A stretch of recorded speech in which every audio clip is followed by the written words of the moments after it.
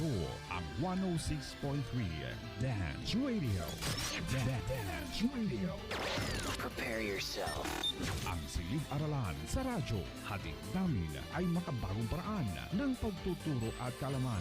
Mapaumaga, tanghali o hapon man yan, ang istasyong magbibigay impormasyon kahit saan man. For something big. Alright, here we go. 106.3 Dance Radio. Doña Aurora National High School, Santa Rita, Aurora, Isabela. This 106.3 DWDR-FM. Music, arts, physical education, and health. Mga aralin na dapat malaman, inyong tututukan dito sa 106.3 Dance Radio. Ang istasyong magbibigay ng edukasyon kahit saan man at ang silid-aralan sa radyo. 106.3 DWDR-FM. Sa MAPEH, learning is amazing. Yes, good morning, dear grade 9 learners. Good morning, avid listeners. Welcome to our MAPEH Quest in Health 9. Yes, happy Valentine's, belated Valentine's Day sa you guys and Sir Chai. Yes, happy Valentine's Day. Wala. Sa bahay lang ako that was yesterday. Okay, so the COVID-19 has taught us a lot. Amidst all the social distancing, hand washing, and lockdown, you may have realized and understood that the greatest three magic words are probably health is wealth. A sober life or life not affected by drugs is worth it. And a life that's lived without ever experimenting with substances is attainable. We know that drug use and drinking present serious harm to youth. We know that such activities increase the risk of addiction significantly. But all of these can be prevented if young people receive the support, education, help, love, and assistance they need to live healthy, happy, informed lives. That is why you need to awaken your senses as you gain more information about prevention, intervention, and healthy alternatives to avoid substance use and abuse. Before we continue, I just want to greet first my classes, the grade 9 Almasiga, 9 Camagong, and 9 Gemelina. Comment down your name and section in the comment box for those who are watching via live stream. For those who are listening through radio or Spotify, you may text your name and section through this number, 0915-380-1112. Sir Dante? Okay, so good morning everyone. Good morning grade 9 learners. Shout out sa aking mga estudyante from 9 Darwin, 9 Mendel, 9 Pasture, and of course sa klase ni Ma'am Joanna Marie A.S. Comiendo na walang kadate kahapon. OMG, Ayan, buti single. pa si Ma'am Analisa Bersosa and Ma'am Chatra Limos na may mga kadate kahapon. So good morning sa ating mga estudyante at mga estudyante nila. Comment down your name and your section and hashtag MAPEQuest. And of course, shout out din po sa aking klase, ang grade 9 SPA, grade 9 Mango. We are live na live, FB Live. And of course, ang klase po ni Sir Arnel A. Simon, ang klase ni Sir Mark S. Bagamaspad, and ni Sir Francis Maneha. Ang 9 Dalandan, ang nag-iisang grade 9 Dalandan, mag-comment na po sa ating chat box and ilagay ang inyong pangalan, ang inyong section, and ang ating official hashtag today, hashtag MAPEQuest.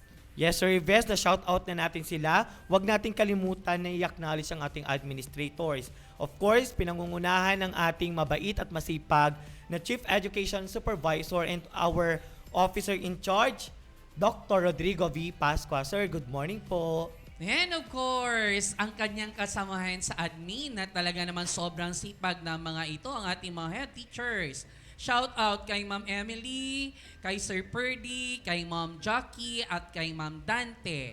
Good morning po sa inyong lahat. Magandang umaga rin po sa ating mga kasamahan ni Sir Rod. I-continue ko lang yung ni Sir Dante. Si Ma'am Ophel, Ma'am Annabelle, Sir Jeff, and of course, ang ating department head, si Sir Leonidas C. Bernardo. Good morning po. Thank you, grade 9 teachers. Hoping and expecting our grade 9 learners and listeners are ready for our lesson for today. We are encouraging all grade 9 learners and listeners to participate in all the activities in today's episode of Health 9. What to expect in our lesson for today, Sir Dante? Yes, here is our objective. Siguro flash natin ang ating objectives para sa ganon ay makita ng ating mga grade 9 learners para alam nila ang kanilang aabangan. At ito nga ang ating objectives. At the end of the episode, they need to describe the drug scenario in the Philippines.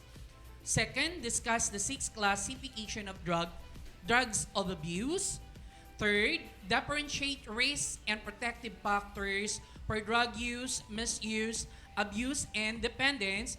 And finally, after the episode, they need to apply decision-making and resistance skills in situations related to substance use and abuse. Yan ang pakaabang-abangan ng ating mga grade 9 learners. There we have it. Donyans, napakinggan natin kung ano yung mga pag-uusapan natin sa ating live discussion and sa ating RBI.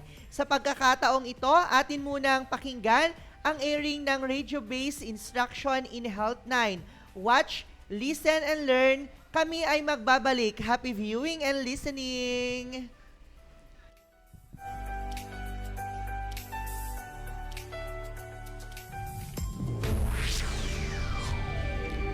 Music, arts, physical education, and health. Mga aralin na dapat malaman. Inyong tututukan dito sa Dance Radio. Ang istasyong magbibigay ng edukasyon kahit saan. Ito ang 106.3 Dance Radio. Totonia Aurora National High School, Santa Rita, Aurora, Isabela. Ang silid-aralan sa radyo. 106.3 DWDR-FM. Dance Radio. Sa MAPEH, learning is amazing.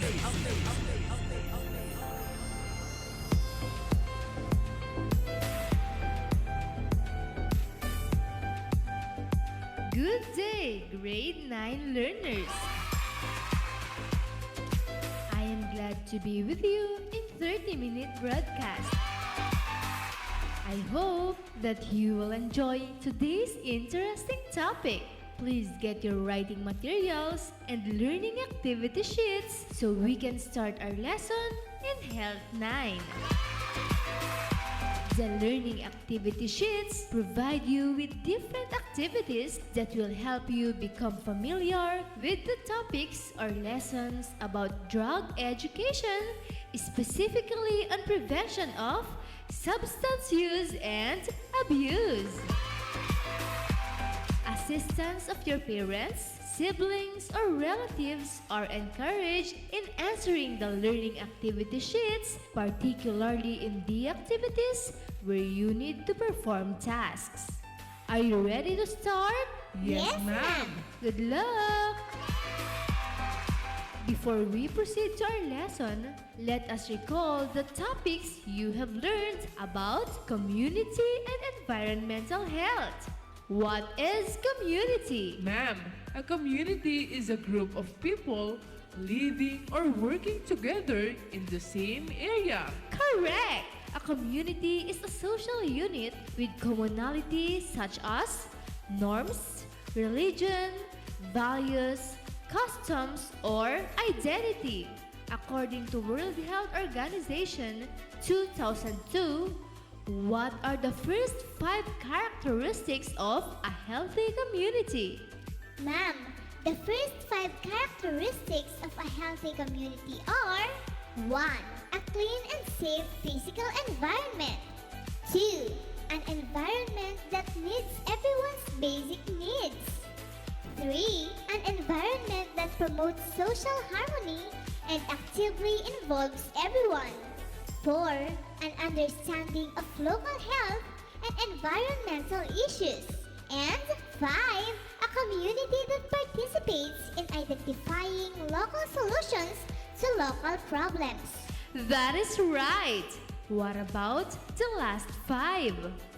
Ma'am, number 6, a community whose members have access to varied experiences, means of interaction and communication. 7, accessible and appropriate health services and facilities. 8, the promotion and celebration of historical and cultural heritage. 9, a diverse and innovative economy. And 10, a sustainable use of available resources for all. I love that! Why is it important to be aware of these 10 characteristics of a healthy community? Ma'am, we need a safe, healthy, and supportive environment for good health. The environment in which we live in is a major determinant of our health and well-being. We depend on the environment for energy and the materials needed to sustain life, such as clean air. Very well said! That shows your understanding of your previous lesson. And that's an indication that we can now proceed to our lesson for today, which is the drug education. The drug education. At the end of this RBI lesson, you will be studying about drug education. Drug education. You will be learning the basic terms used in this study of drugs of abuse, classify drugs of abuse according to their effects in the body, discuss the risk and protective factors of drugs, and apply decision-making skills and the use of resistance skills in different situations related to substance use and abuse. That is why you need to awaken your senses as you gain more information about prevention, intervention, and healthy alternatives to avoid substance use and abuse. Now, let us listen to an advocacy speech titled Pamilya, Pangarap at Buhay kontra Droga, composed by Sir Marjan R. Domingo. Listen carefully because questions will be asked later on. Here is the advocacy speech.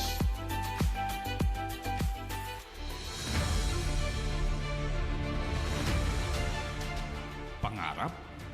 Droga? Droga? Pangarap? Pumili ka. Isa lang. Dahil kapag nagdroga ka, pangarap mo'y walang halaga.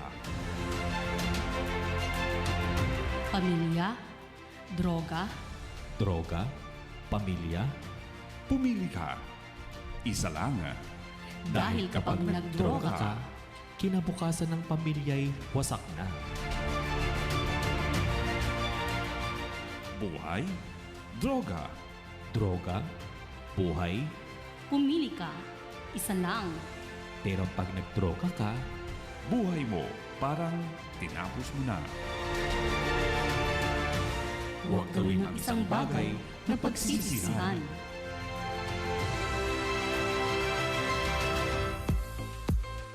You have just listened to the advocacy speech titled Pamilya, Pangarap at Buhay kontra Droga.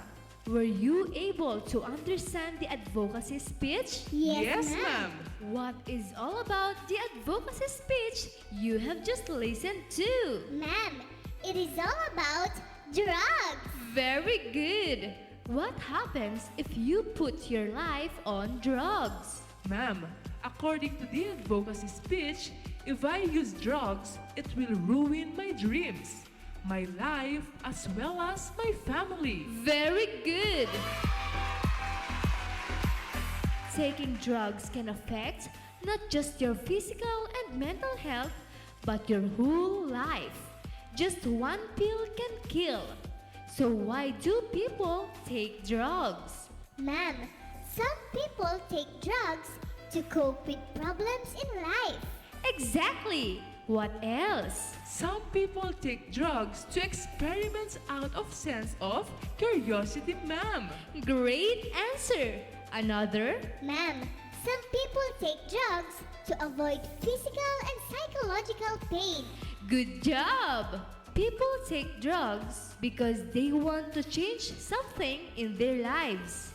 They think drugs as a solution to their problems. But eventually, drugs make the problem even worse. The consequences of drug use are always worse than the problem one is trying to solve with them. The real answer is to get the facts and not to take drugs in the first place. This time, let us deepen our understanding about drug education. Let's try to describe the drug scenario here in the Philippines. Are you familiar with the Oplan Tokhang of the administration of President Duterte? Yes, ma'am. What is Oplan Tokhang? Ma'am, Oplan Tokhang is a war on drugs operation. Excellent! The word Tokhang is a made-up of the local words for knock or talk and plead or hangyo, and describes police operations that were launched by the Duterte administration in July of 2016 that involved officers going door to door to root out drug-related offenders. Based on the 2012 statistics available in the Dangerous Drugs Board website, the most common type of substance of abuse among Filipino are: first, methamphetamine hydrochloride, or what we called shabu, with 81.36%. Second, cannabis sativa, or what we called marijuana, with 33.65%. And finally, inhalant, or what we called solvent, with 4.82%.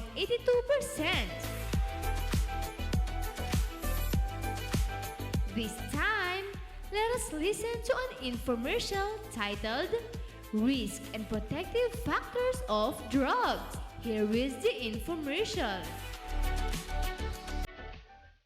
Addiction is a disease that can happen to absolutely anyone. But there are certain things that can make you more likely to develop an addiction, and those are what we call risk factors. Some of these are things that a person has no control over, such as where you grow up, your home environment, and your family history of addiction or mental illness. However, there are other risk factors that a person does have control over. The biggest examples being who you choose to hang out with, how you spend your free time, and how much you care about school. Just having risk factors doesn't guarantee that you will develop a substance use disorder. Fortunately, we also have what we call protective factors. Protective factors are things in your life that make a person less likely to have a substance use disorder. These include being involved with positive activities outside of school, having good self-control, and having a good relationship with a caring adult or institution outside the home, such as church or school. It's important to understand your risk factors so you can work to build up those protective factors. Just remember that you avoid the risk of addiction altogether by choosing not to use drugs or alcohol. Kayo nakikinig sa Health Grade 9. Kasama si Teacher Monica Jill and Bean. You have just listened to an infomercial titled Risk and Protective Factors of Drugs. What is all about the infomercial you have just listened to? Ma'am, the infomercial we have just listened to talks about the different risk and protective factors of drugs. Exactly! What is the difference between risk and protective factors of drugs? Ma'am, risk factors are those that contribute to drug abuse, while protective factors prevent drug use. Great idea! Anyone can get addicted to drugs, but there are certain factors that can increase your risk.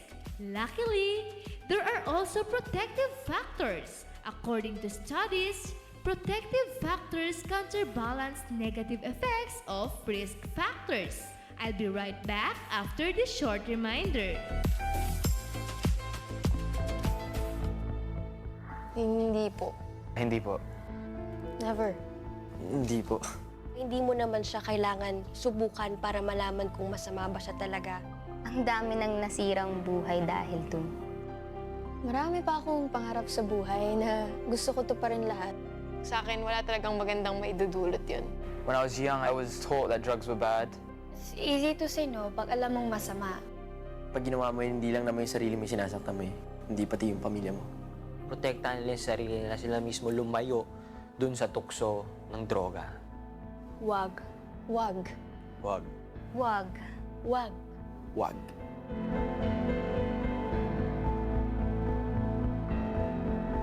Iwasan mo ang droga, huwag mong subukan. Masisira ang buhay mo at sa huli ang bayan.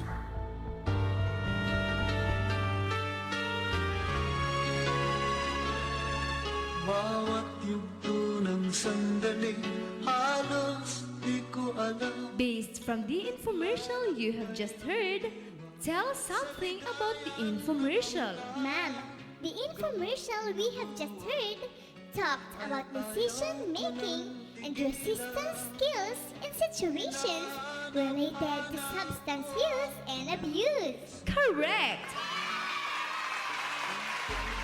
This time, let's answer Activity 1 on page 2 of your learning activity sheets.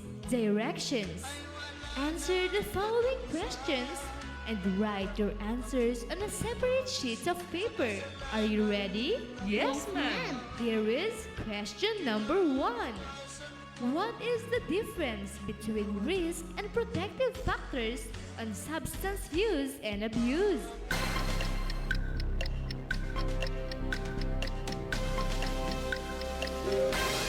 What is your answer? Ma'am, risk factors are those influences which increase the chances of abusing drugs. Protective factors, on the other hand, are those influences which decrease the chances of misusing and abusing drugs. Nice answer! For number 2, how are you going to prevent drug abuse?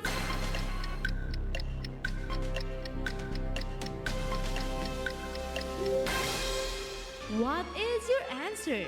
Ma'am, we can prevent drug abuse by sharing the disadvantages of drugs to our friends, family, or even in the community. Amazing! What else?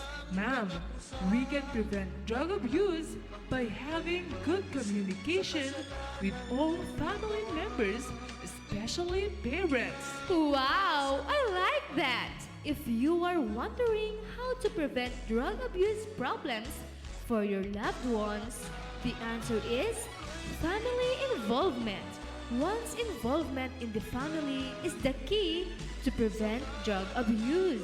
Families play the most important roles in determining how children handle the temptations to use alcohol, cigarettes, and drugs.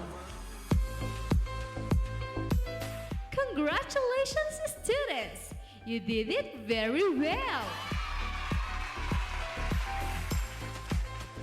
Let's proceed to Activity 2 on page 2. Directions. There are 2 circles in these activities. In the first circle, you are asked to write 1 weak protective factor. And for the second circle, write its corresponding recommendation.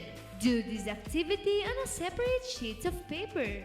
For example, I will put on the first circle as my weak factor, the family's poor parenting and child rearing. And for the second circle, my recommendation, that is, positive expectation to child success in family and school, as well as the reliance on family for emotional support.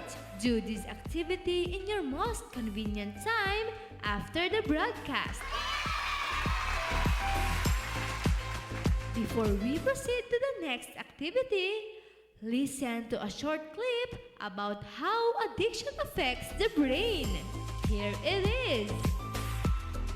Say the word addiction, and drugs such as alcohol, heroin, and cocaine often come to mind. But other substances like nicotine, marijuana, and prescription pain medications can also be addictive.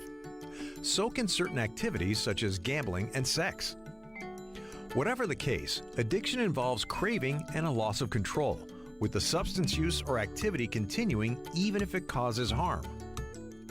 This can include problems with relationships, jobs, school, money, or your health. Addiction is not due to weakness or a lack of willpower. Instead, it's a chronic disease involving changes in the brain. There, billions of nerve cells or neurons communicate through a series of signals and chemical messengers. When messages leave one neuron, they attach to a receptor on the receiving one, like a key fitting into a lock. In addiction, this communication process is disrupted. Large amounts of a brain chemical called dopamine are released, overwhelming receptors and resulting in the high that people experience. To keep that feeling going, they take the drug or engage in the behavior again and again. Eventually, the brain changes and adapts, driving them to seek out more just to get the same feeling. That's called tolerance. Stopping a substance can cause withdrawal symptoms such as nausea, tremors, depression, or severe anxiety. Taking too much of a substance or a combination of substances can result in an overdose and serious illness, or even death. Young people are especially vulnerable to addiction. The impulse control center of their brains, known as the prefrontal cortex, isn't fully developed, making them more prone to risky behavior. And using substances can cause lasting harm to their developing brains. If you think your child might be experimenting with substances, talk to them about it. Parents can help by taking a strong stand against substance use and teaching their kids healthier ways to deal with life's stresses. Like any other disease, such as diabetes or asthma, addiction can be successfully treated. So if you or someone you know has a problem with addiction, talk to your doctor, a mental health professional, or an addiction specialist.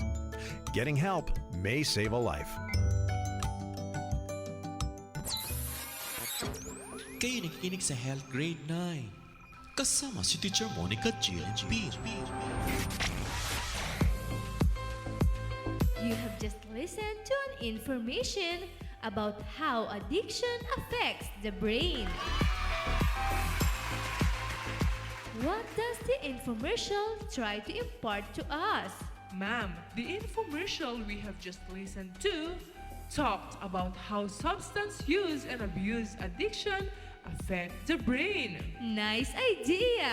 Addiction is not due to weakness or a lack of willpower. Instead, it is a chronic disease involving changes in the brain. The commonly used psychoactive substances here in the Philippines are depressants, stimulants, hallucinogens, and opioids. The changes in brain function experienced by people who use psychoactive substances affect their perceptions, moods, and/or consciousness. Let's proceed to activity 3 on page 2. Directions. There are 3 columns on the table. Write on the first column the commonly used psychoactive substances here in the Philippines. On the second column, write the health effects. And on the third column, write the social effects. Copy the table and write your answers on a separate sheet of paper after the broadcast. What is your answer? Ma'am, on the first column, the substance is stimulants. On the second column, the harmful effects are that they can cause overstimulation, anxiety, panic, seizures, headaches, stomach cramps, aggressions, and paranoia. Long-term use of strong stimulants can also cause several adverse effects. And the social effect is that it can lead a person to withdraw from friends and family and become socially isolated. Nice answer! You are doing great today! Let's proceed to activity 4, titled Armor Shield. Armor Shield. Directions. This activity will serve as your performance task. You are tasked to create your own illustration of an armor shield on how to protect you and others against drug use, abuse, and dependence. Be very creative. Use your imagination. Describe your drawing. Write your description at the back of your output and submit it to your MAPEH teacher. Are the directions clear? Yes, ma'am. Good! You may continue your artwork at your most convenient time. You have just studied the concepts of drug education and prevention of substance use and abuse. Did you enjoy the lesson today? Yes, ma'am. That's good to know. This time, let us summarize what we have taken up. What have you learned from today's discussion? Ma'am, we have learned the drug scenario of the Philippines. Nice answer! What else? Ma'am, I have learned the basic terms used in this study of drugs of abuse and classification of drugs of abuse according to their effects in the body. You are right! What else? Ma'am, we also learned the risk and protective factors of drugs. Nice answer! Any more? Ma'am, we also learned how to apply decision-making skills and resistance skills in different situations related to substance use and abuse. Great answer! Before we end our lesson for today, let us listen to this anti-drug jingle for you to have an insight and idea on how to resist or decline drugs if someone will offer it to you. Drugs are a no-go. Let's fight them and be bold. Drugs are a no-go. Drug-free's the way to go. Drug-free's the way to go. Doing drugs, wasting time. Harm your body, hurt your mind.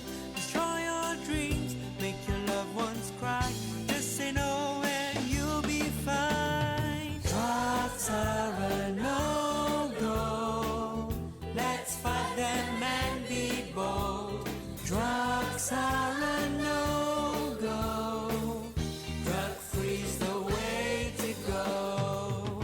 Drug-free's the way to go. You have just listened to the anti-drug jingle. What does the jingle talk about? Ma'am, the jingle we have just listened to talked about how drugs kill dreams. Amazing! As the jingle says, drugs are a no-go.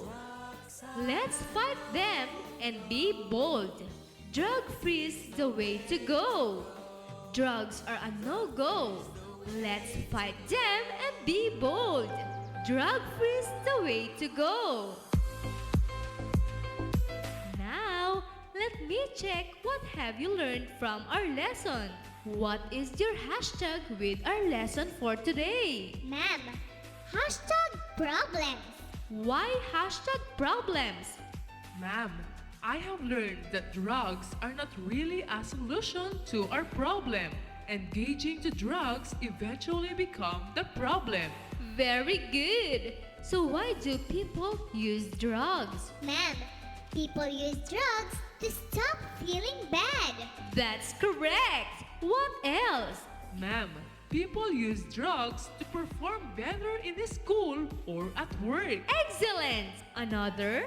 Ma'am, people use drugs because they are curious about it. Correct. What else? Ma'am, People use drugs because others are doing it and they want to fit in. Very good answers. These reasons are very common among teens. Drug abuse at any age can cause serious health effects, but teens who abuse drugs are at particular risk for negative consequences. Teens who abuse drugs are more likely to struggle with addiction later in life and have permanent and irreversible brain damage. For your last activity, answer the reflection part by completing each of the given statements to form sentences. Write your answers on a separate sheets of paper after the broadcast. A person who is addicted to drugs might do almost anything, lie, steal, or hurt people to keep taking the drug. This can lead to problems with family and friends and can even lead to arrest and jail. You can get addicted to illegal drugs as well as prescription drugs if you misuse them.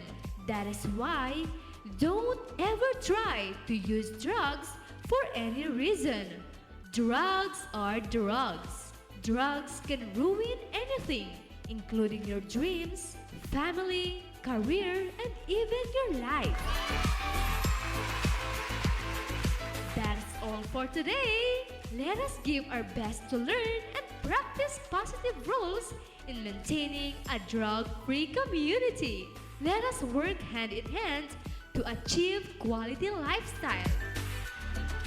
I hope you have learned a lot from our discussion.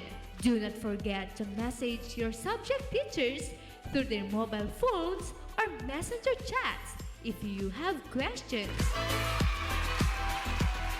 On behalf of the teachers behind this RBI lesson, Teacher Mark John R. Domingo, our script writer. Teacher Francis S. Maneja, our content editor. Teacher Beverlyn R. Ramirez, our language editor. Teacher Arnel Villagasca, our technical specialist. And our overall quality assurance team, Sir Leonidas C. Bernardo, Head Teacher 3 of MAPEH Learning Area. And Dr. Rodrigo V. Pasqua, Chief Education Supervisor and Officer in charge of the school. I am your radio teacher, Teacher Monica G. Limpin, quoting the words of Salvador Dali, get high on grades, not on drugs. Thank you everyone and goodbye! Music, arts, physical education, and health. Mga aralin na dapat malaman, inyong tututukan dito sa Dance Radio. Ang istasyong magbibigay ng edukasyon kahit saan. Ito ang 106.3 Dance Radio. Totonia Aurora National High School, Santa Rita, Aurora, Isabela. Ang silid-aralan sa radyo. 106.3 DWDR-FM. Dance Radio. Sa MAPEH, learning is amazing. Dance Radio, silid-aralan sa radyo. Hatid namin makabago, paraan ang pagtuturo. Wala nang makakapigil pa. Sulong Arangkada 106.3 Dance Radio sa Aurora, Isabela. Edukasyo'y susulong, basta't magtulong-tulong. Sulong edukalidad, Dance Radio. Learning is amazing. kami po ay nagbabalik. Ayan, napakinggan natin ang ating radio-based instruction ng ating Health Education 9.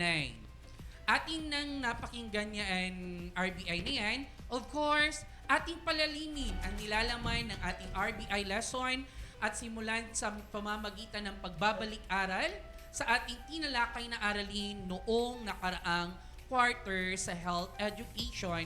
At ang last quarter natin, Sir MJ, ano nga ba ito? Yes, Sir Dante. So, ating i-review kung anong ating pag-aralan last quarter at tatawagin natin itong cloud of words. So, dito, napag-aralan natin ang community health. This segment is called Cloud of Words. I'll be showing series of words that will help us in defining the word community. So you will be having at least 5 words from the cloud of words to formulate your own definition of community. So ikaw, Sir Dante, base sa picture na to, ayan yung mga napakadaming words. Daming words.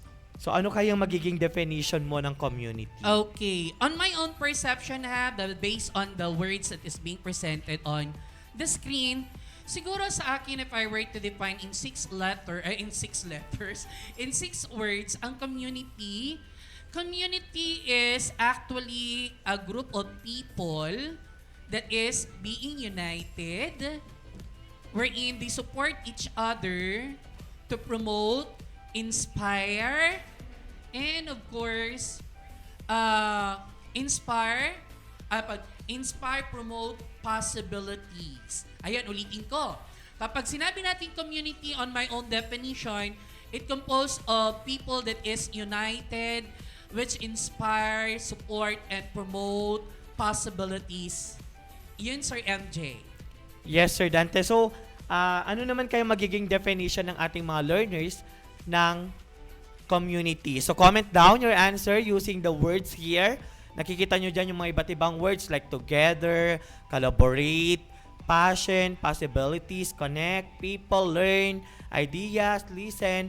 So, gumamit lang kayo ng 5 salita para lang makabuo kayo ng definition ng community. So, abang tayo sa comment box. Yes, mag-comment po sa ating comment box sa ating FB Live. Ang daming mga pwedeng maging definition ng mga bata kung ano ibig sabihin ng community out of the words being presented on the screen. Sino kayong mauuna natin babasahin ang kanilang definition of community? Ang maunang sasagot ay magkakaroon ng house and lot. Charing. That's Jowa. courtesy of... Ayan, sir, meron na si Christian Vino ng 9 Darwin. Estudyante mo ba to, sir? Yes. Sabi niya, community is a group of people. Meron yung people dyan, working together. May together dyan. Supporting ideas. Meron yung salitang support and ideas. That create possibilities. Merong possibilities. And for the people to grow. Ang galing, Sir Dante, no? Another answer, Sir MJ and Sir Dante, by Natasha Perltan of 9 Darwin.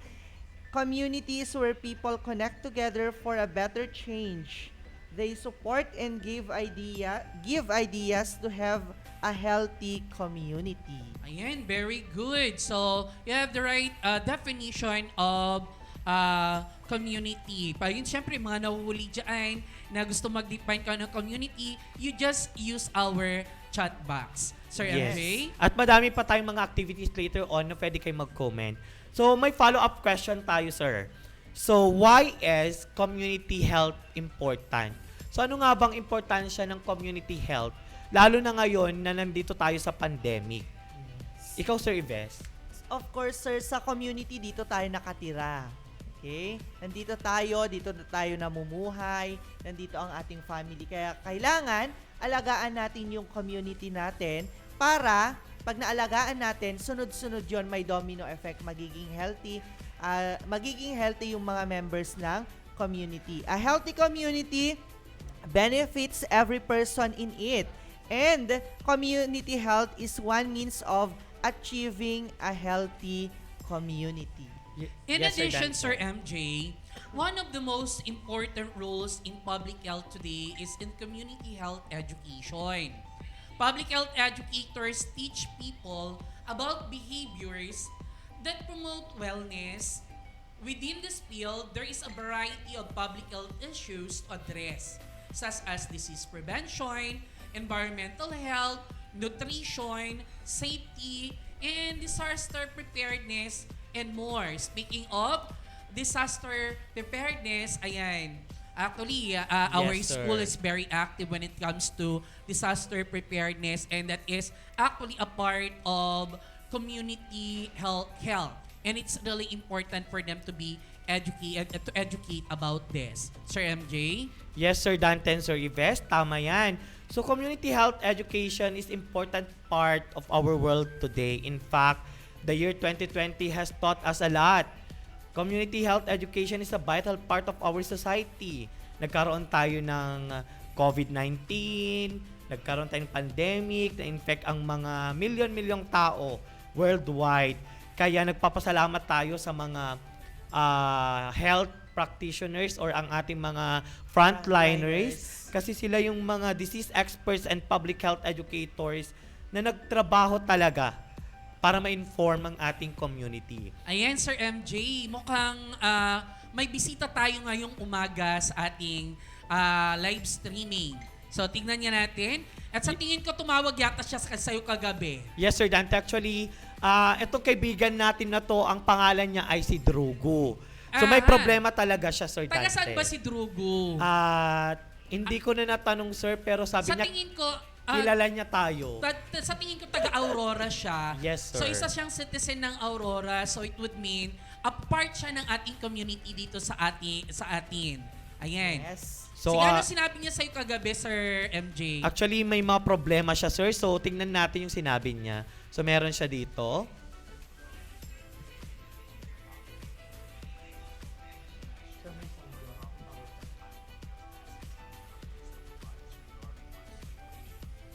Yan, mukhang kailangan natin sir. ulitin. Ayan, tumawag siya, sir. Ngayon lang din. Pakinggan natin.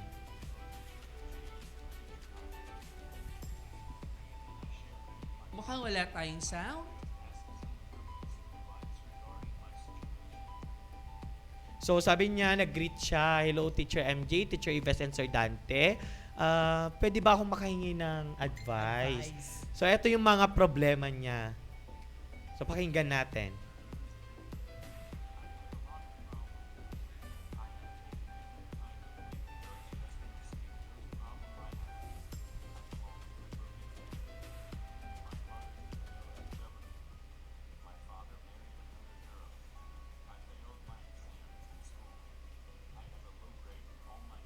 Mahina. Meron pero mahina.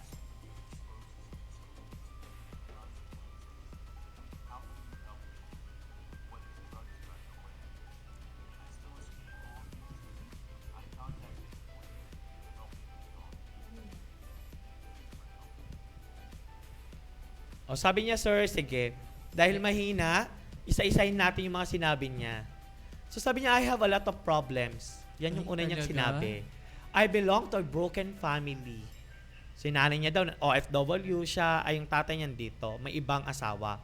I failed my exam in the school and have low grades in all subjects. Ay, ala. At yung pang-apat, I have bad influence friends. Ayan, At BI. pang-lima, I'm becoming addicted to drugs and developing illness effect.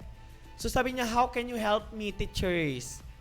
What is drugs, by the way? At can I still escape on this?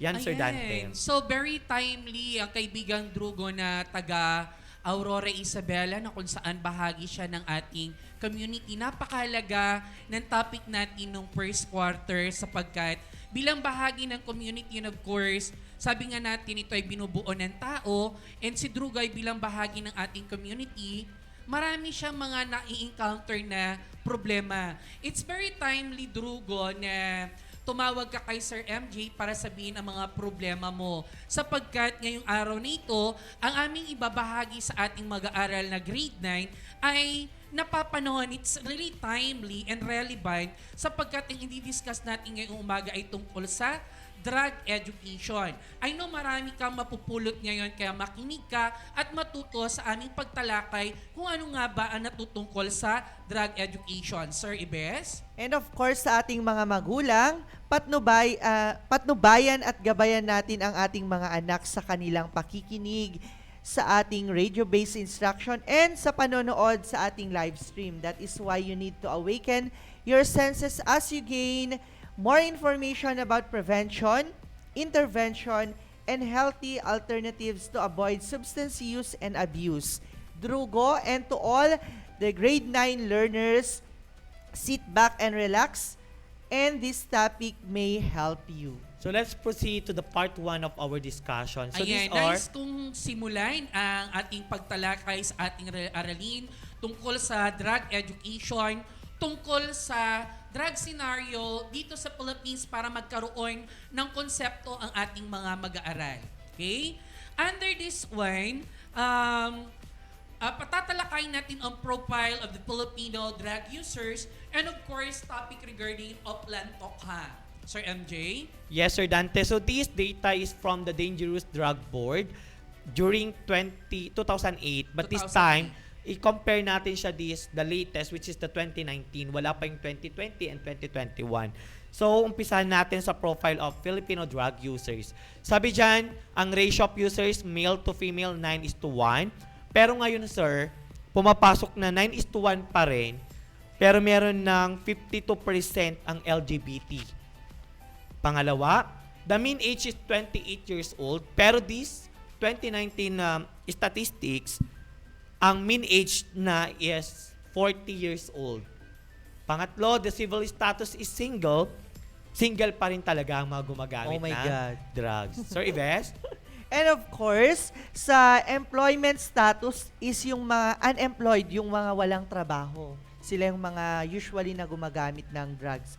Sa educational attainment, high school level, yung mga, yun lang yung natapos nila. And sa average household income during 2018 is 2008? 2008, sorry. 16,290. And the previous year, yung latest natin is 13,695. Bumaba. Yes. Pero marami pa rin yun na amount, di ba, sir? Okay, tignan pa natin ang ibang information profile. Duration of drug use, 6 years and more. Hindi pa rin nagbago yan. Residence, urban areas, wherein, syempre, ang pinaka-prominent ngayon dyan is the National Capital Region. And of course, nature of drug use, polydrug use, all multiple drug use. Diyan sa profile of Filipino drug users yan, kung mapapansin ninyo, yung changes, okay? From 2008 to 2019. That is the basis of tawag dito, describing the drug scenario of the Philippines. And regarding to the drug scenario of the Philippines, may tinatawag tayong Oplan Tokhang. Ano nga ba ang Oplan Tokhang na to? Once we say the word Oplan Tokhang, the word Tokhang is made up of the local words for knock or talk and plead, hangyo. Tama ba ko with the Yes, term? sir. Hangyo. Yes, sir. And describe police operation that were launched by the Duterte administration in July of 2016 that involved officers going door to door to root out drugs, related offenders. Ayan. Kumakatok yan mga yan kapag nalaman nila na yung isang tao na yan na part ng community ay involved sa drugs before, kakatokin nila yan para sa ganun i-inform nila ito. And of course, they're going to give them advice para sa ganun ay magbagong buhay. And generally, Sir Ives, ano ba ang mga ginagawa nila kapag kaganyan? Yung pagbabagong buhay, what are those activities that the government is giving to them for life change? Sir, pinupunta nila sa rehabilitation center wherein may mga activities doon like livelihood activities, empowerment of empowerment bilang member ng community. Yes, spiritual empowerment. Yes. And one thing more, let us try to take it as a good example here in our community in Aurora because our government is very strict on the implementation of this Oplan Tokhang wherein our local government is really working working a lot on it. At nakikita naman sa entire 33 barangay ng Aurora na kung saan may mga cases talaga tayo ng Oplan Tokhang na malaki talaga yung pagbabago nila. Kinakatok nila ito, binibigyan nila ito ng mga livelihood, mga clean up drive, tree planting, spiritual empowerment, something like that para magbago. And we're so lucky here in Aurora because we are being declared already as a drug-free municipality. Yes, sir. That is What about the drug-cleared club? municipality. Yes. Yan. Of So course, ngayon, sir, umpisa na natin ang common concepts in drug education. So we will be learning the different common terms para alam natin yung ating mga sinasabi. So let's start with drugs. So kapag sinabi natin drugs, sige, paki-present nga Sir MJ. Drugs are any substance or chemicals which taken into the body. It can be nasal, tinitake sa ilong, oral, sa bunganga, transdermal, it can be injectable. Okay? Of course, once you take drugs, it have a psychological effect on a person. Take note of this. May tinatawag tayo, sabi nga ni, tawag dito, ni, sino yung Miss Universe na yon? Catriona Gray sa Q&A. Yes. Then the use of, tawag dito, Marijuana, medical or non-medical use. Okay? Ang drugs kasi, it can be for medical use. May tinatawag tayong over-the-counter drugs na nabibili lamang sa butika. And we have also the prescriptive drugs na kailangan ng prescription ng doctor. And of course, yung may mga illegal drugs that is really punishable by law. Once you take it, pwede kang makulong. Okay? Yan na, bibigyan natin ng pansin later on. That's the definition for drugs. Next, we have the drugs of abuse. So these are commonly abused by users. So meron tayong sinasabing 3 drugs of abuse. Isa dyan ang shabu, pumapangalawang marijuana, and inhalants. We have also the drug dependence. When we say drug dependence, physiological, behavioral, and cognitive phenomena in which the use of drugs take on high priority. Nagkakaroon ka rin ng strong desire to take the substance. Another one is drug tolerance. Drug tolerance, a condition of the body to adapt to the effect of substances to the body. Yan. Ang ibig sabihin yan, tawag dito kapag take ka ng take, tumataas yung dosage mo. Yes. Naging tolerable na sa'yo. Yes, sir. Next, we have drug misuse. Use of a substance inconsistent with the prescribed dosage or frequency of use. So, hindi natin nagagamit yung prescribed. Yes, sir. Sumakit ang ipin mo, ang tinake mo diatabs. Parang ganun siya, di ba? Ang diatabs ay sa chan. Synergistic effect. Yes, sir. Next. Then, we have also the drug abuse. Use of a substance for non-medical purposes. Ito na yon yung mga sir, lumalabas yung pagkaroon ng illegal drugs, di ba? Hindi naman kailangan ng katawan pero nagtitake ka ng drugs na yan. This time, let's proceed to the part 2 of our discussion, the 6 classifications of drugs of abuse. So, nangunguna dyan ang gateway drugs. Number 2, depressant. Number 3, stimulants. 4, narcotics. 5, hallucinogens. And 6, inhalants.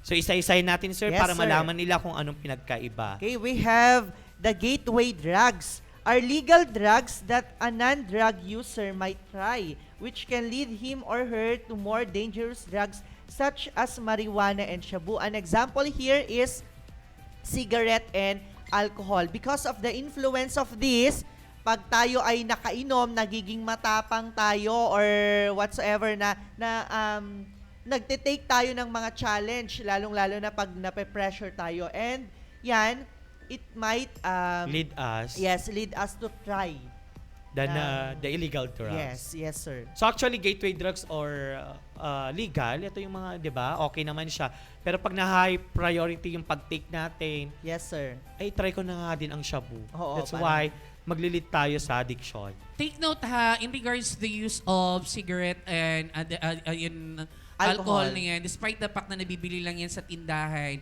may specific age na kailangan bigyan ng kwan. Na minsan, ang mga nagtitinda ang may problema, binibigyan pa rin kasi nila ang mga bata. O kayo mga listeners natin, grade 9, dapat hindi pa kayo nag-take ng alcohol or ng cigarette. Next, depressant drugs. Ang depressant drugs naman, ang nature ng depressant drugs, it slow down a person's central nervous system. Depressant relaxes muscles and nerves. These drugs make patient feel sleepy and lightheaded. An example of it are alcohol, barbiturate, and tranquilizer. Like for example, yung mga depressant drugs na yan, ginagamit nila yan sa, at tawag dito yung mga taong sobrang pain ang nararamdaman nila, yan, tranquilizer na yan para sa ganun ay mapatulog nila yung tao. Alcohol, bangenge ka naman. Yes. Okay, Sir MJ, the number third 3, one. we have the stimulant drugs. So kabaliktaran naman nito ng depressant. Kung slows down ang depressant, ang stimulant is speed up the person's central nervous system. So make a person energy high. Side effects are depression and tiredness. Siyempre, very active ka, energetic ka. Anong side effect? Mapapagod ka. Example of these are amphetamines like shabu, nicotine, and cocaine. Pwede rin natin idagdag actually ang caffeine dyan. Yes, sir. Caffeine as a stimulant drug. Sir Francis, ha? Too much caffeine. Pero ang caffeine naman ay hindi naman illegal Gateway yan. drugs pa lang. Yes. We have also narcotics. Ako na pala doon eh. Drugs which relieve pain and induce sleepiness, prescribed to patient with mental disorder and patient dealing with severe pain like cancer. An example here are cocaine, heroin, and marijuana. Under ba dito yung ano sir, yung anesthesia? Yes, sir. Under that one din. Kasi sir, nagre-relieve siya ng pain. Yes. 'Di ba? Sabi nga diyan like yung may mga cancer. Yes. Yun yung positive side niya, sir. Yung mga nakakatulong sa mga may sakit talaga. There are drugs that are for medicinal purposes talaga na ginagamit talaga nila. Yes, sir. Okay, we have number 5 that is hallucinogen. This is the nature of hallucinogen. These drugs which distort reality and facts to perceive illusion, nagkakaroon ng illusion, affect all senses, make a user feel, hear, see things that don't exist in the time being. A good example of this are lysergic acid diethylamide, psiloxybine, obtained from the mushroom, and mescaline. So yun ang mga example ng hallucinogens. Next, we have the inhalants. So eto sir, found in ordinary household chemical products and anesthetics. Anong mangyayari? It can lead to delusions, brain and liver damage, comatose, and death. Example, acetone, yung pangkukubayan, sir. Yes. Rugby, spray paints, cleaning fluids, and freon yung mga nasa aircon. Kaya muli, Sir MJ and Sir Ibes, pinapaalalahanan po namin ang ating mga magulang o mga guardian ng ating mga learners na try to see and observe things at home. Baka mamaya they are using inhalants na pala. It's really a big no-no sapagkat nakalagay dyan, it will lead to brain damage, liver damage, comatose, and other related health issues. Yes, In general, drugs are essentially poisoning. Drugs are chemical or substance that change the way our bodies work. Some are medicines that help people when doctors prescribe them. Many have no medical use or benefits. Yes, Sir Dante. Because of the way these drugs work on the brain, they affect the ability to make healthy choices and decisions. Even drinking makes people more likely to get involved in dangerous situations like driving under the influence of having unprotected sex. Yes, Right. although substances can feel good at first, they can do a lot of harm to the body and brain. Drinking alcohol, smoking, or using tobacco, taking illegal drugs, even sniffing glue, or damage the human body. So let's move on to the part 3 of our discussion, the risk and protective factors for drug use, misuse, abuse, and dependence. Di ba ang ganda? Sinimulan natin kanina sa being familiarization of the different term, followed by ipinakilala natin yung mga drugs na to. Now, nalaman na ninyo. Let's try to see the risk and the protective factor na gagawin ninyo. Okay, let's start with the risk factors. Ano nga ba ang ibig sabihin nito? Are those influences that increase the chances of using misusing and abusing drugs. For example dyan, yung barkada mo, di ba? Pag Oo. masama talaga sila at Bad encourage influence. ka gumamit ng drugs, that will increase. That is the risk factor. Yes, sir. Okay, we'll know more about that later. And of course, ang kabaliktaran ng risk factor, we have the protective factors. Ito naman are those influences that decrease the chances of using, misusing, and abusing drugs. It composed of friends who are really good, those activities that is really inclined for being active in the community para sa ganun makaiwas sa mga risk factors ng paggamit ng drugs. Actually, Yan. Sir Dante, these risk and protective factors applies to all domains in life, like Correct. personal, family, peer, and friends. Even your school, even the community nating kinakabilangan, because anyone can get addicted to drugs, but there are certain factors that can increase your risk. Luckily, we have also protective factors that can decrease the use of drugs. According to studies, protective factors counterbalance the negative effects of risk factors. Now, bakit nga ba gumagamit ang drugs ang tao? I mean, ang mga tao. So people take drugs because they want to change something about their lives. So here are some reasons, actually 7 reasons, na kung bakit gumagamit ang tao ng drugs. So why do people use drugs, Sir Dante? Ay, Sir Yves, let's start Number with one, number we have enjoyment. Totoo ba ito? People who use drugs may like the feeling of excitement, confidence, and connection with others. With some drugs can elicit. Drugs may also help relieve feelings of boredom. Siguro pag yung mga Boring na kaibigan mo boring. talaga is gumagamit ng illegal drugs, mafe-feel mo yung enjoyment kasi belong ka sa kanila kasi gumagamit Madami silang ka rin. trip kasi, sir. Yes. Sa kapag boring, let's take drugs and this will make happen. It will make us excited, confident. That's Hoy, it. maraming paraan para maging masaya. Yes. That's why later on, we will be giving our students regarding the pros and cons on it. Okay, next. We have, of course, environment. Many young people live in communities which suffer from deprivation, with high unemployment, low quality of housing, and where the infrastructure of local services is poorly resourced. In such community, drug supply and use often thrive as an alternative economy. Yan. As well as any use that might be associated with the stress and boredom of living in such communities. Young people with poor job prospect may recognize the financial advantages and status achievable through the business of a small-scale drug supply. That is really true. When you go to the urban areas, you will find it out na ang nagiging source of income nila ay ang pagtitinda ng drugs para sa ganun ay masuportahan. If you have watched this morning sa ating umaataw dito balita sa GMA, you'll find it out. Yung isang mangingisda, ang alam nila, mangingisda siya pero actually is one of the main source of drugs. Nagtitinda pala siya at ang kanyang mga parokyano ay mga fishermen din. How sad. Napakalungkot, Diba? sir. Yes. Ang sarap magtrabaho na ang pinaghihirapan talaga ay galing sa dugot pawis mo sa pagtatrabaho. It's really a big no-no. Okay? Third. For number 3, we have curiosity and experimentation.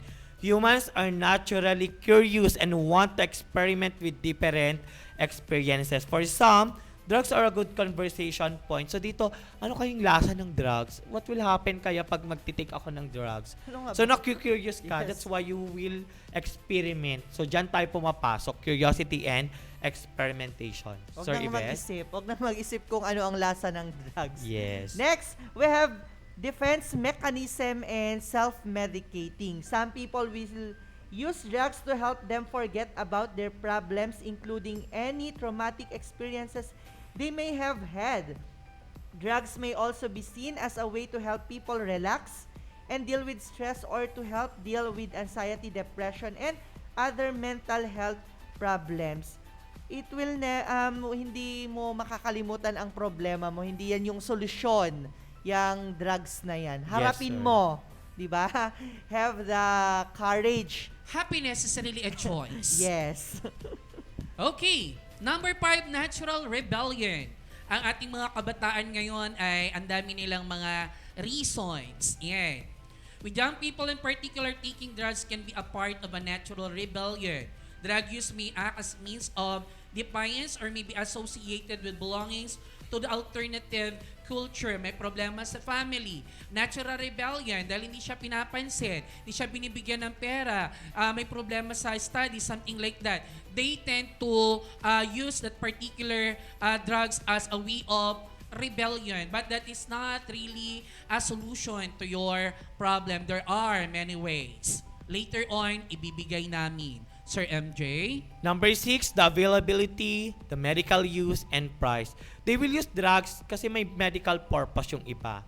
Pag prescribe yan ng doktor. Yes. They use drugs kasi mura. That's availability and the price. That's why, nagtitake ang tao ng drugs, una sa presyo, pangalawa sa medical use, pangatlo sa availability. Next, Sir Ives. And we have also this one, the peer pressure. There is considerable pressure to use illegal substances. Being around others who are using drugs can make people feel like they must follow to fit in. For example, it may be hard to abstain from alcohol in a pub where everyone else is drinking. So, piliin mo kung sino yung pinapakasamahan mo dito and wag kang magpa-pressure. Kaya nga sabi, sa mga sir, sinasabi. tell me your friends are and they will tell you who you are. Ikaw ba Yes. naman ang nabakuran ng mga drug addict, baka sasabihin na, ay, baka isa ka rin. Oo, baka ikaw pala. Kumbaga, be a part of the solution. Huwag kang humalo sa problem. Kung ang kaibigan mo ay, let's say, yung tatlo na yun ay tawag dito, they are using drugs, yan, ano magagawa mo for them to change? Yes. Ikaw ba ang i-impluensya nila? Or ikaw ang mang-i-impluensya sa kanila Bet ko yun, sir. para magbago? O, Kung diba? pero kung ayaw talaga, Ito yung mga papag-aralan natin. Ayan, there are many ways actually later on. So, Sige, we move on. these are the reasons why do people drugs. They think drugs are a solution, but eventually, the drugs become the problem. Minsan mahirap at gusto nating talikuran ng mga problema na ating kinakaharap, pero mas mahirap ang dala ng droga kaysa sa paghahanap ng tugon sa problema. The real answer is to get the facts and not to take drugs in the first place. So this time, ano nga ba ang magagawa mo pag may mga nag-o-offer sa iyo ng drugs? So the part 4 of our discussion is the application of resistance skills. So, Sir Dante? Ayan. So, I have one question, Sir Ibes and Sir MJ. For example, you are in your community, may problema regarding use of drugs and someone told you, you want drugs, what are you going to do? may nag-offer sa'yo. May nag-offer talaga, nag-offer sir, no? sa'yo. Ano gagawin mo? Kaya't mo ti drugs, kunada, anong tay bagak. So, una, eto, bibigyan namin kayo ng mga tips para may apply nyo to. Pag may nag-offer sa inyo, alam nyo yung dapat nyong gawin. Ito yung mga rason na kung saan at kahit papaano hindi natin sila masasaktan. Hindi natin matatouch ang ego ng mga nag-offer, lalo na kung friends natin sila. Okay? So number 1, look the person in the eye. Tignan mo sa mata, eye to eye tayo. Pangalawa, in a firm voice, tell the person you don't want to drink or use drug. Say something like, no friend, I'm sorry, I don't use drugs. No friend, I'm really trying to stay clean. No, I'm trying to cut back. So ito yung mga makakatulong. Yes. By saying no. And then, pwede kang mag-reason. Ito yung mga possible reason na pwede mong sabihin sa kanila. First, it's bad for my health. Another, I could lose my housing. Then another one is, I have trouble when I use Illegal drugs. mga like ganyan. Or maraming reason. Another one, ayan. Ask the person not to ask you to drink or use drugs again. Say something like this. Hey, I said I'm trying to stay clean, so don't ask me again. I told you I don't use anymore, so stop asking. I am trying really hard to stay clean, so please don't ask me to use anymore. If you notice that someone does have drugs, leave the area. So, Ayan. so Yan these yung are mga the possible. resistance skills, sir, no? Yan. Napaka-English naman kasi nung... Oo, yan. Haan, Wag, madiklayat as in ko. wag. Pag resistance is skill. Sasabihin By ko- the way, Sir MJ and Sir Ibes, what are the values nga ba na kailangan natin mapag-aralan out of this lesson regarding drugs? Sige nga, Sir MJ, ikaw muna. What are the Ang values? isa sigurong makukuha kong values pagdating sa drugs is yung katawan natin mismo, yung pagiging healthy. Diba, sir? Health is wealth. So don't ever try use drugs kasi it will affect the way you think, the way you decide, yung decision making natin maapektuhan. So ang isang values dyan is by having a self-discipline and of course by respecting your body. Diba, sir? Yes. Ikaw, Sir Dante.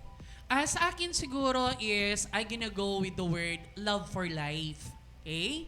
Life is really a precious gift from God. Yan. Dapat bilang mga estudyante, ayan, nalaman nyo na the pros and cons of using drugs, yung mga example niyan. Alam nyo na bawal ito. In the future, never think na gumamit man lang or tikman ng drugs sapagkat masisira talaga ang iyong buhay. Okay? Gamitin ang buhay na yan in a way na makakatulong ka sa sarili mo, sa pamilya mo, sa community mo as a whole. Make your life productive. Always remember, happiness is always a choice. Sir Ives? For me, Sir MJ, illegal drugs will never be the solution to your problem. And educate yourself kasi yung sarili mo lang ang makakatulong sa'yo para maiwasan mo yung drugs. That is why it is very important for you listeners, grade 9 listeners, na makinig sa mga ganito. Kasi this is one way to educate you students para maiwasan niyang paggamit ng illegal At drugs. sa pagdating ng panahon at magiging mga professional, ngayon pa lang, ang ating mga kabataan ay maraming kayang gawin para sa ganun ay makatulong sa programa ng ating gobyerno para sa ganun ay mapalawig pa ang pagsugpo ng illegal drugs sa ating bansa or sa community na kinabibilangan natin. Sir Yes, MJ? So this time, sir, run through of activities of our learning activity sheet. So i-discuss lang natin yung mga directions and after on, magkakaroon tayo ng reflection and the summary. So first, activity 1. So sabi dyan, answer the following questions. Write your answers on a separate sheet of paper. What is the difference between race and protective factors on substance use and abuse? Number 2, how are you going to prevent drugs abuse? Cite your opinion. And for activity number 2, directions, strengthen my weak protective factor. Cite one weak factor that you would like to become strong. Write your answer on a separate sheet of paper. For activity 3, write one example of a psychoactive substance that are commonly used here in the Philippines. Focus on its harmful effect on person and copy the table in your answer sheet using a separate sheet of paper.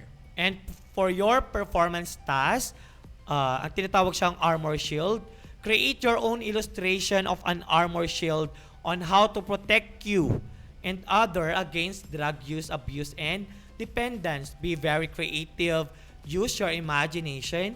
Describe your drawing and submit it with your MAPEH teacher. And don't forget to answer the reflection, validating questions, and your summative test for MAPEH 9 given to you as your part of your written task. And the submission will be on Friday, February 18, 2020. In the morning. Yes, sir. So may nag-chat sa akin ngayon lang din, Sir Dante and Sir Ives. So sabi niya, dahil natulungan natin si Drugo at ang mga ibang grade 9 learners, siya na daw magbibigay ng summary ng ating lesson.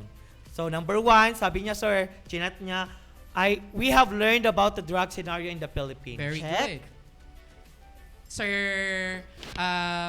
sabi pa niya, we discussed the 6 classification of drugs of abuse, which is correct. Check yan. Then, we differentiated the risk and protective factors for drug use misuse, abuse, and dependence. Tama din, di ba? Yan. And ang sabi din niya sa last, we learned on how to apply decision-making and resistance skills in situations related to substance use and abuse. So, Ayan, madaming very natutunan good. si Yan. Drugo at Sige ang nga. ating mga grade 9 listeners. Sir MJ, tignan natin kung may natutunan ang grade 9 at saka ni Drugo sa pamamagitan ng isang evaluation na ibibigay natin.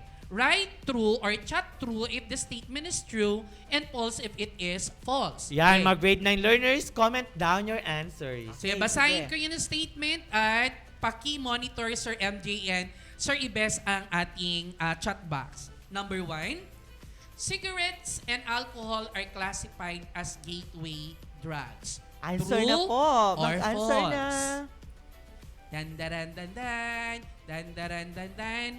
Basahin na din natin number 2, sir, para And 1 and number po ang 2, sasagutan. stimulant, depressant, hallucinogen, narcotic, and inhalants are drug of abuse. 1 and 2. Nangunguna talaga si Christian Vino, sir, pagdating sa ganitong sagutan. Sabi niya, sir, yung number 1 daw is true. Ganon din si Norilyn, si Kimmy, si Ines, Adrian, Jewel, Tracy Ann, Sean, that is true. Very good. Number 2, ang sagot din po nila is true. Okay, let's take number 3, Sir MJ. And number 4, 3 and 4. Teenagers who engage in drugs of abuse are prone to drop out and fail in their academic performance. True or false? For number 4, taking a small amount of drugs of abuse will not make a person an addict in the long run drugs. Okay, check. Tignan natin kung ano ang sagot nila. Yan, may Pakibasa sumagot nila. na sa Yung number number 3. 3, sir, sabi ni Cyril Melimos, true. Very good. Hintayin natin yung ibang sumagot sa 4. For number 4, Kimberly Kaingat Mendoza, false. Tama ba, sir, ang false? Yes, false. Yeah. And for number 5, There are healthy, enjoyable things to do than taking drugs. True or false for number 5? Sagot na. Comment na. hintayin natin. Ay, nasa number 4 pa rin yung iba, sir, eh. Ang Yes. daming sumasagot. Medyo delay yung... Ayan, si Melanie Sagusyong, sabi niya, sir, true. Okay, very good. It is true. Congratulations, grade 9. All your answers are actually correct. Sir MJ? For our reflection, gamitan natin siya ng sinasabi nating hashtag. So, anong gagawin natin?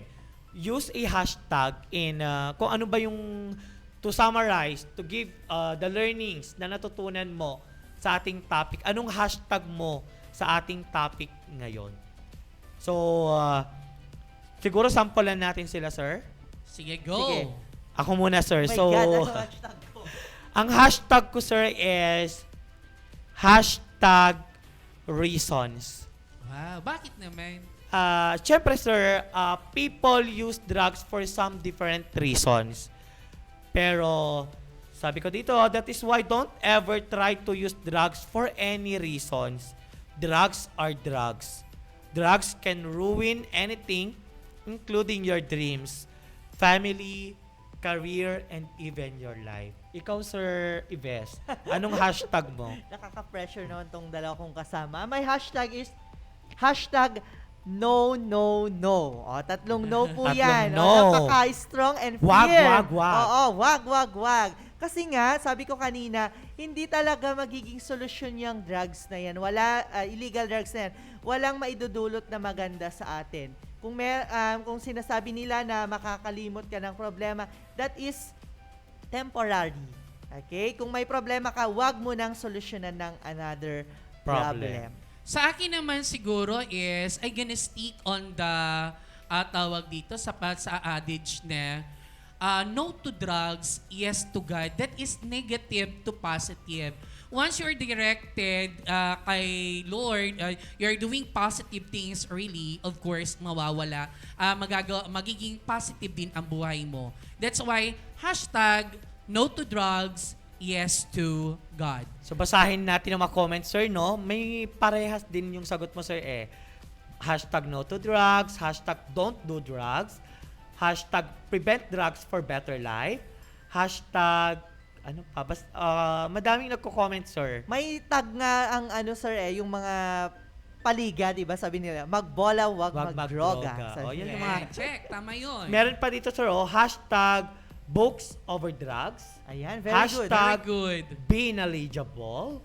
Okay. Ang gaganda ng mga hashtag nila, sir. So, ma-enlighten pa yan pagdating ng pagsagot ng kanilang reflection part na ipopost ng napakagwapong napaka-skillful na napaka-techy radio technician, of course, si Sir Joshel. Ipopost natin yan mamaya sa ating mention page. nila tayo para sa ganun mabasa natin ang kanilang tawag dito, mga sagot. Maraming sumasagot Ayan. Ang gagwapo naman yan. Siguro before na mag-end tayo, I just would like to make an announcement, Sir MJ, regarding the upcoming activities of our DRRM Club. Ayan. Sa lahat ng grade 7 learners natin na makikinig, although ipopost to later, nasa DRRM page natin regarding sa upcoming First Aid Symposium for grade 7. We are inviting all the grade 7 classroom officers. And reminders po sa ating mga grade 7 advisors to please, tawag dito, i-register po natin ang ating mga classroom officers at inform na rin about the activity. Sir, Ibes, may announcement ka about sa National Arts Month natin. Okay Go, po, Sir Ibes. Sa lahat po ng estudyante ng Doña Aurora National High School, grade 7 to grade 10, SPA, SSC, SPJ, and the EBEP, meron po tayong event for the 2022 National Arts Month na kung saan merong mga contested activities like creative face painting, OPM singing contest, Pinoy pop dance competition, and digital poster making. Nasa official page po yan ng ating SPA Circle Club. Nandun po yung mechanics and criteria kung paano po kayo sumali sa different contested activities natin. Ang symposium po natin for grade 7 will be on Monday. That will be next week, February 21, 8 to 10 a.m. po yan ng umaga. Yes, sir. Yes, sir. So, ang daming announcements. Sana po masalihan natin lahat ng mga events na yan kasi para sa inyo din po yan. One way yan. Sa pagsali niyan sa mga activities na Yes, yan, one way makakaiwas ka sa paggamit ng anumang uri ng droga. Yes, Make sir. yourselves, tawag dito, productive. Yan, out of the different activities being provided by our school. Co-curricular activities. So, gusto ko din pasalamatan, of course, ang our production coordinator, Sir Joshel. Andito rin ang ating observer na master teacher, si Sir Fausto Maneja Jr. And of course, sa MAPEH office, ng si Sir Leonides, si Bernardo, our head teacher. 3, kasama ko, ako po si Teacher MJ. I'm Sir Mark Ives. And I am Teacher Dante N. Huleton. Congratulations, we are done with our lesson in Health 9. I hope you understood the discussion for today, especially Drogo, our special guest. Thank you everyone, and goodbye sa MAPEH Learning Area. Learning is more amazing. Bye. Goodbye. Keep safe, See everyone. See you next quarter. Music, arts, physical education, and health. Mga aralin na dapat malaman, inyong tututukan dito sa 106.3 Dance Radio, ang istasyong magbibigay ng edukasyon kahit saan man, at ang silid-aralan sa radyo, 106.3 DWDR-FM. Sa MAPEH, learning is amazing! Ito ang 106.3 Dance Radio. Dance Radio. Prepare yourself. Ang silid-aralan sa radyo, hatid namin ay makabagong paraan ng pagtuturo at kalaman. Mapaumaga, tanghali o hapon man yan. Ang istasyong magbibigay impormasyon kahit saan man. Alright, here we go. 106.3 Dance Radio. Doña Aurora National High School, Santa Rita, Aurora, Isabela. This 106.3 DWDR FM.